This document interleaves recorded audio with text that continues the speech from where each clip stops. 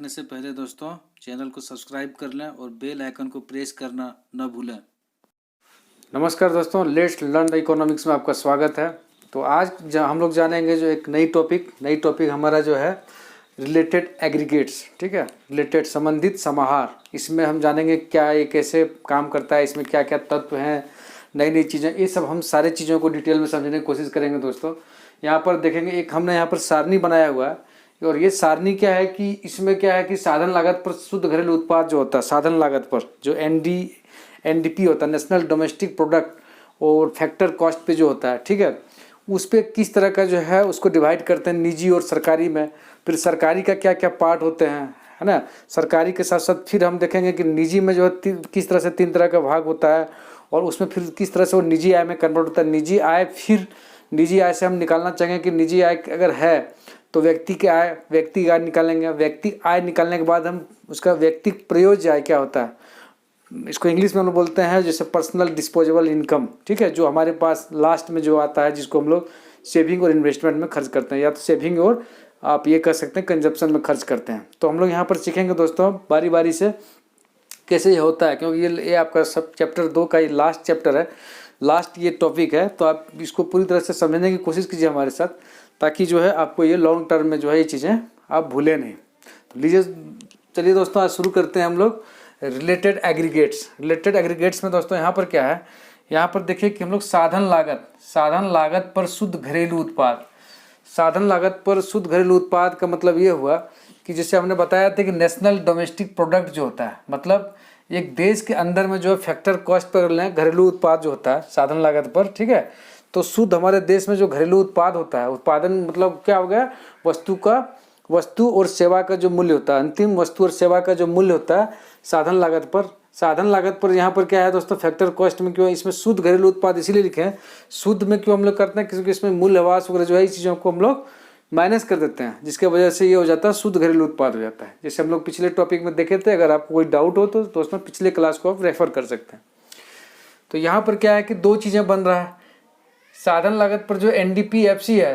तो यहाँ पर क्या क्या चीज़ें हैं, एक तो देखिए, एक तो निजी क्षेत्र है जहाँ पर अलग से चीज़ें जो है भाग है, उत्पाद का भाग है, और एक सरकारी जो तंत्र है, सरकारी तंत्र में जो उत्पादन का वो भाग है। तो यहाँ पर क्या है दोस्तों, निजी क्षेत्र को प्राप्त शुद्ध घरेलू उत्पाद से आए, एक भाग ये हो गया, और ये क्या हुआ, सरकारी क्षेत्र को प्राप्त शुद्ध घरेलू उत्पाद से आए। ये सरकारी क्षेत्र जो है उसमें जो शुद्ध घरेलू उत्पाद से जो प्राप्त है ये है, 2 तरह का अलग अलग में डिवाइड हो गया, एक निजी क्षेत्र में हो गया, एक सरकारी क्षेत्र में हो गया, और दोनों मिला के जो है वो शुद्ध घरेलू उत्पाद हो जाएगा, हमारा राष्ट्रीय लेवल का हो जाएगा। जो राष्ट्रीय लेवल नहीं, आप ये कि एक डोमेस्टिक लेवल, हमारी कंट्री का जो बाउंड्री है उसके अंदर की हम लोग बात कर रहे हैं यहाँ पर। तो यहाँ पर क्या है दोस्तों, सरकारी क्षेत्र को जो प्राप्त जो होगा, सरकारी क्षेत्र को प्राप्त शुद्ध घरेलू उत्पाद से आय जो होगा, मतलब शुद्ध घरेलू उत्पाद जो है ये है, इसमें जो सरकारी तंत्र का जो भाग होगा वो 2 तरह की चीज़ों में बढ़ जाती है। एक बढ़ती विभागीय उद्यमों को संपत्ति तथा उद्यम वृत्ति से आय। जो विभागीय उद्यम है, जो डिपार्टमेंटल जो उनका उद्यम है, उनका जो इंडस्ट्री है, उसमें क्या क्या जो है उद्यम वृत्ति से आय किस तरह का प्राप्त होता है, ये एक पार्टी हो गया। और ये हो गया गैर विभागीय उद्यमों की बचते हैं। जो गैर विभागीय सरकार क्या करती है कि बहुत सारे पैसा जो है देती है, निजी कंपनी को देती है, सहायता देती है, तो वहाँ से क्या होता है कि बचत होता है, सरकार को प्रॉफिट होता है वहाँ से। तो वहाँ से जो प्राप्त होती है, तो ये हमारा सरकार को अलग, तो मतलब ये सरकार के पूरे क्षेत्र में आ जाएगा। वो प्राप्त जो है शुद्ध घरेलू उत्पाद से कितना प्राप्त करता है उसके अंदर में ये आ जाएगा दोस्तों। चलिए दोस्तों, हम लोग यहाँ पर बात करेंगे निजी क्षेत्र से प्राप्त जो होता है शुद्ध घरेलू उत्पाद से आय में, ये 3 तरह का होता है। जैसे कि हमने इसमें बताया था कि कर्मचारी पारिश्रमिक है।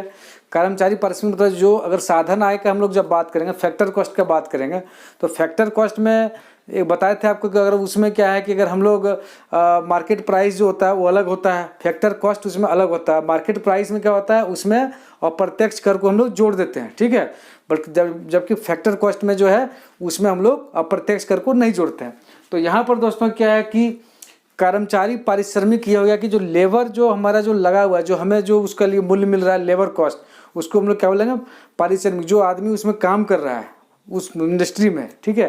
तो अब उस साधन आय का जहाँ बात हुई, साधन में क्या क्या फैक्टर है उस सामान को बनाने के लिए, जो कोई कंपनी है वो बना रही है सामान, तो उसमें साधन एक फैक्टर, जैसे कि उसमें लेबर लग रहा है, उसमें रेंट लग रहा है, कितना किराया, कितना ब्याज, उसको कितना लाभ हो रहा है, ये सारे फैक्टर जो है डिपेंड करता है। तो यहाँ पर क्या है दोस्तों, कर्मचारी पारिश्रमिक, एक तो हो गया लेबर, हो गया निजी क्षेत्र को प्राप्त घरेलू उत्पाद से जो आय है, ये 3 चरणों में विभक्त हो गया। एक पारिश्रमिक आय, दूसरा क्या होगा प्रचालन अधिशेष। प्रचालन अधिशेष दोस्तों ये जो है, इसका मतलब ये हुआ कि प्रचालन अधिशेष में क्या होगा, इसमें से लगान हो गया, लगान हो गया, इसमें क्या होगा, इसमें आपका जो कि ब्याज हो गया, ब्याज हो गया, ब्याज क्या है प्लस में लाभ, ये सारे तत्व जो है इसमें शामिल होता है प्रचालन अधिशेष में।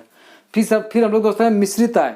मिश्रित आय में क्या होता है कि जैसे मिश्रित आय में जैसे कि अपना प्रॉपर्टी है, प्रॉपर्टी से जो प्राप्त आय होता है, उद्यम वृत्ति या फिर प्रॉपर्टी जो है, ठीक है, उनसे जो प्राप्त होता है मिश्रित आय में, उसको हम लोग सम्मिलित करते हैं। तो ये 3 तरह का जो है कर्मचारी पारिश्रमिक, प्रचालन अधिशेष और मिश्रित आय, ये तीनों जो है, ये तीनों कंस्टिट्यूएंट है निजी क्षेत्र को जो प्राप्त होने वाले शुद्ध घरेलू उत्पाद से जो आय मिलता है, ये तीनों कंस्टिट्यूएंट है उसका। फिर दोस्तों अगर हम लोग यहाँ पर अगर इनको जोड़ देते हैं, अगर NFIA को जोड़ देते हैं, विदेशों से प्राप्त शुद्ध साधन आय, net factor income from abroad, NFIA, बहुत इसको शॉर्ट फॉर्म में पॉपुलर वे में बोलते हैं दोस्तों, NFIA net factor income from abroad. फिर हम लोग यहाँ राष्ट्रीय ऋण पर ब्याज।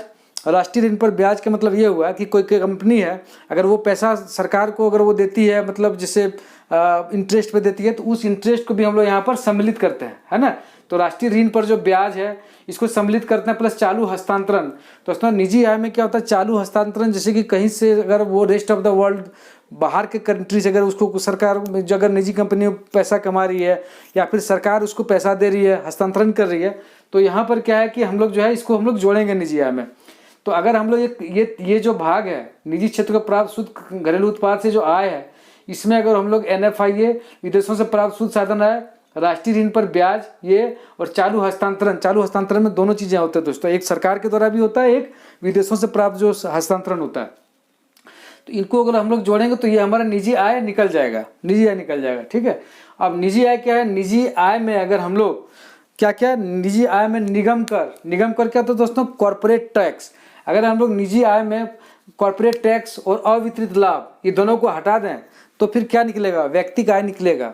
मतलब ये हुआ दोस्तों कि जैसे कोई भी जैसे कंपनी है, मुकेश अंबानी का कंपनी ले लीजिए, तो मुकेश अंबानी की कंपनी है, उसमें क्या है दोस्तों कि उनको जो पैसा मिलता है वो जैसे एक आप बोलते हैं कि एक साल में उसका 10,000 का टर्नओवर है, उदाहरण के तौर पर, ज़्यादा है उनका लेकिन मैं जस्ट एग्जांपल दे रहा हूँ आपको। तो 10,000 करोड़ है, तो 10,000 करोड़ में दोस्तों क्या है कि उसको जो है कॉर्पोरेट टैक्स 2,000 करोड़ देना पड़ रहा है मान लीजिए, ठीक है। और फिर उसमें जो अपना उसका शेयर है, मान लीजिए उसका 51% शेयर है उस कंपनी में, तो 51% शेयर है, तो उसमें जो लाभ मिलता है उसका, उसको वो अपना घटा लेगा। तो 10,000 करोड़ में 2,000 करोड़ वो चला गया आपका कॉर्पोरेट टैक्स। 1,000 करोड़ मान लीजिए कि अपना जो वो शेयर लगाया है उसमें खर्च कर लिया, 3,000 करोड़ हो गया, तो बचा कितना, 7,000 करोड़ बचा। तो 7,000 करोड़ जो होगा दोस्तों वो उसका व्यक्तिगत होगा, व्यक्तिगत आय होगा, ठीक है।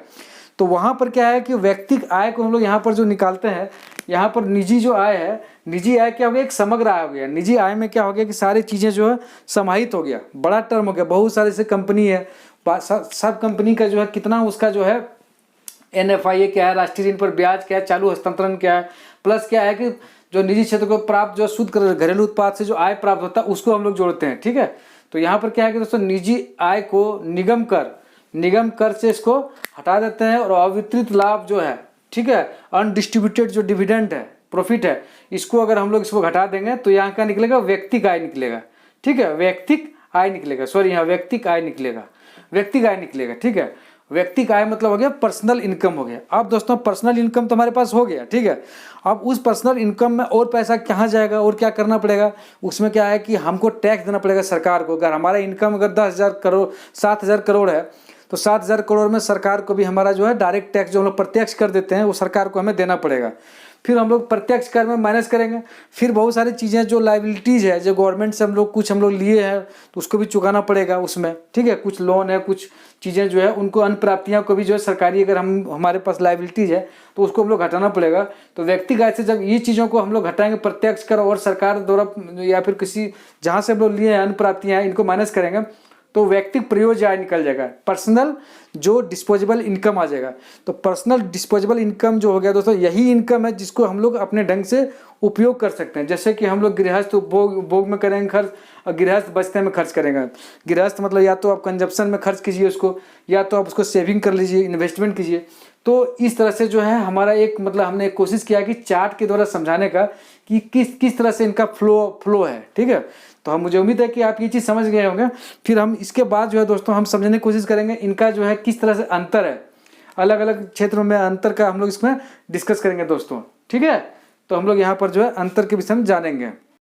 तो यहाँ पर दोस्तों हम लोग जानने की कोशिश करेंगे कि जो अंतर क्या क्या है। एक हम लोग यहाँ पर राष्ट्रीय आय देखेंगे, राष्ट्रीय आय और निजी आय में किस प्रकार का अंतर है। फिर उसके बाद हम लोग देखेंगे निजी आय और व्यक्तिगत आय में किस तरह का अंतर है, निजी आय और व्यक्तिगत आय में किस तरह का अंतर है। फिर हम लोग देखेंगे व्यक्तिगत आय और राष्ट्रीय आय में किस तरह का अंतर है दोस्तों। ये अंतर आपको जानना बहुत जरूरी है, खासकर +2 के जो विद्यार्थी हैं उनके लिए जो एग्जाम पॉइंट ऑफ व्यू से भी बहुत ही इम्पोर्टेंट है दोस्तों। चलिए यहाँ पर हम लोग जानते हैं कि राष्ट्रीय आय और निजी आय में क्या क्या अंतर है। अब देखिए कि राष्ट्रीय आय में क्या है कि सिर्फ साधन आय को हम लोग सम्मिलित करते हैं, ठीक है। जबकि निजी आय में क्या होता है कि उसमें जो ट्रांसफ़र होती है, जो चालू हस्तांतरण होती है, चाहे विदेशों से होती है चाहे सरकार के माध्यम से होती है, उनको हम लोग यहाँ पर सम्मिलित करते हैं। और इसमें सिर्फ क्या होता है, सिर्फ साधन आय जो फैक्टर इनकम में सिर्फ उनको हम लोग लेते हैं, राष्ट्रीय आय में लेते हैं। और जबकि इसमें निजी में अलग होता है, निजी आय में।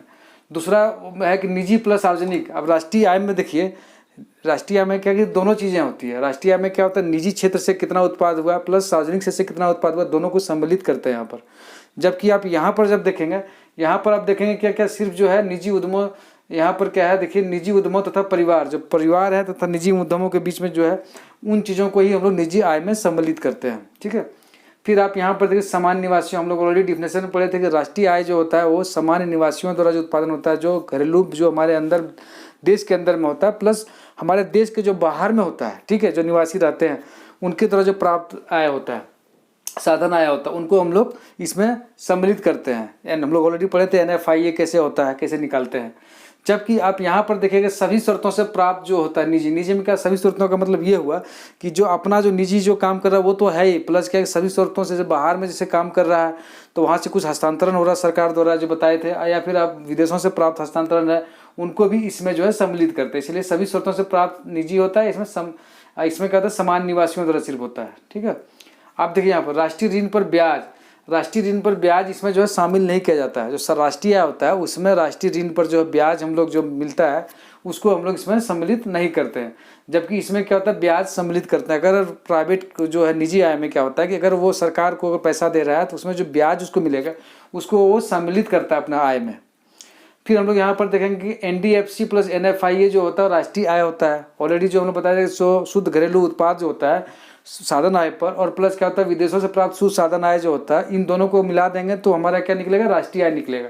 जबकि निजी आय में क्या होता है कि निजी आय में क्या होता है जो ये है NDPFCA जो है, इसमें जो सार्वजनिक क्षेत्र करेंगे, सार्वजनिक क्षेत्र में जब माइनस करेंगे, सार्वजनिक क्षेत्र जो प्राप्त करता है इन दोनों को माइनस करेंगे तो क्या निकलेगा, निजी क्षेत्र जो सकल घरेलू उत्पाद का निजी क्षेत्र निकलेगा।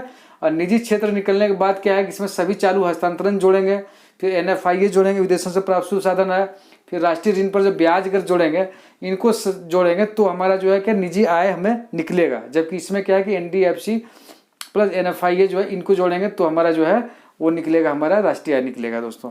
तो ये थे कुछ अंतर थे जो हमें राष्ट्रीय और निजी आय के विषय में जानना चाहिए। अगला चीज़ हम लोग जानेंगे यहाँ पर निजी आय और व्यक्तिगत आय किसको बोलते हैं। तो निजी आय क्या होता है दोस्तों, निजी आय में क्या होता है कि जो निजी उद्यम और परिवार ये सारी चीज़ें जो तत्व जो मिले होते हैं, ठीक है। जबकि इसमें क्या होता है व्यक्तिगत आय जो होता है, व्यक्तिगत आय में क्या होता है परिवार होता है और परिवार के साथ साथ जो व्यक्ति होता है, जो परिवार या तो परिवार वही खर्च करता है, व्यक्तिगत आय उनके अंदर में ही सीमा में सिमट करा जाता है। मतलब ये संकुचित हो गया और ये क्या है एक तरह का विस्तृत हो गया। निजी आय क्या हो गया, विस्तृत हो गया, और ये संकुचित हो गया, व्यक्तिगत आय हो गया। सिर्फ परिवार तथा व्यक्ति सम्मिलित है, जबकि इसमें निजी उद्यम तथा परिवार सम्मिलित है। अब निजी आय में जो है निगम कर, कॉर्पोरेट टैक्स और अवितरित लाभ जो हम लोग पढ़े थे, ये सम्मिलित क्या होता है निजी आय में, ठीक है। इसमें क्या है कि निगम कर, कॉर्पोरेट टैक्स प्लस जो अनडिस्ट्रीब्यूटेड जो है ये अपना लाभ है, प्रॉफिट है, उनको हम लोग सम्मिलित करते हैं। जबकि व्यक्तिगत आय में जो है इन चीज़ों को हटा देते हैं, है ना। इसको इसमें लोग निगम कर और अवितरित लाभ को जो है हटा के जो है व्यक्तिगत आय निकाला जाता है। तो ये निजी आय और व्यक्तिगत आय थे दोस्तों। अगला जो हम लोग पढ़ेंगे जो है व्यक्तिगत आय और राष्ट्रीय आय में क्या हम लोग प्रमुख अंतर पाते हैं। व्यक्तिगत आय और जो है हमारा राष्ट्रीय आय। तो व्यक्तिगत आय क्या होता है, जिसमें आय की प्राप्ति होती है, ठीक है, व्यक्तिगत आय में। और इसमें क्या है कि अर्जन अवधारणा, राष्ट्रीय आय क्या एक तरह का अर्जन अवधारणा है, ठीक है। और इसमें क्या है, आय की प्राप्ति होती है व्यक्तिगत आय में। अब फिर यहाँ पर देखिए व्यक्तिगत आय में क्या होता है कि FI जो फैक्टर इनकम होता है, साधन आय, प्लस क्या होता है केवल प्लस क्या होता है TP जो होता है, ठीक है, प्लस। जबकि क्या होता है केवल साधन आय जो है इसमें होता है। राष्ट्रीय आय में क्या होता है, केवल साधन आय, फैक्टर इनकम होता है इसमें किसी भी तरह का जो है। व्यक्तिगत आय में क्या होता है कि व्यक्तिगत आय जो है इसमें जो है एक तरह का आप देखा जाए साधन आय FI प्लस TP दोनों इसमें होता है दोस्तों। फिर यहाँ पर 3 नंबर में देखिए राष्ट्रीय ऋण पर ब्याज। राष्ट्रीय ऋण पर ब्याज क्या हम लोग सम्मिलित करते हैं हाँ बिल्कुल हम लोग इसमें सम्मिलित करते हैं व्यक्तिगत आय में, जबकि राष्ट्रीय आय में जो है इसको सम्मिलित हम लोग नहीं करते। ऑलरेडी हम लोग पिछले देख चुके हैं इसका। फिर यहाँ पर देखिए कि व्यक्तिगत आय में क्या करते हैं, इसमें देखिए निगम कर और निगम बचते हैं, ये दोनों को हम लोग शामिल नहीं करते हैं। निगम कर और निगम बचते हैं दोनों हम लोग शामिल नहीं करते हैं। जबकि क्या है कि राष्ट्रीय आय में हम लोग इसको शामिल करते हैं, निगम कर और निगम बचते हैं। फिर यहाँ पर क्या है दोस्तों, सरकारी क्षेत्र में घरेलू उत्पाद से प्राप्त आय क्या है कि सरकारी इसमें क्या होता नहीं होती है। सरकारी क्षेत्र में से जो घरेलू उत्पाद से जो प्राप्त होता है वो हम लोग जो है व्यक्तिगत आय में नहीं करते हैं। जबकि राष्ट्रीय आय में क्या होता है, ये सम्मिलित होती है, ये चीज़ें सम्मिलित होती है। तो ये थे कुछ दोस्तों जो हमारा व्यक्तिगत आय और राष्ट्रीय आय में क्या क्या अंतर है। मुझे उम्मीद है कि ये आपको बहुत अच्छे से ये समझ में आया होगा कि किस तरह से जो ये काम करता है दोस्तों, किस तरह से इसका अलग अलग अंतर है ना। तो आज के लिए इतना दोस्तों। अगर ये चैनल अच्छा लगे तो आप सब्सक्राइब कीजिए, शेयर कीजिए, कमेंट कीजिए, लाइक कीजिए दोस्तों। आज के लिए इतना ही। जय हिंद, जय भारत।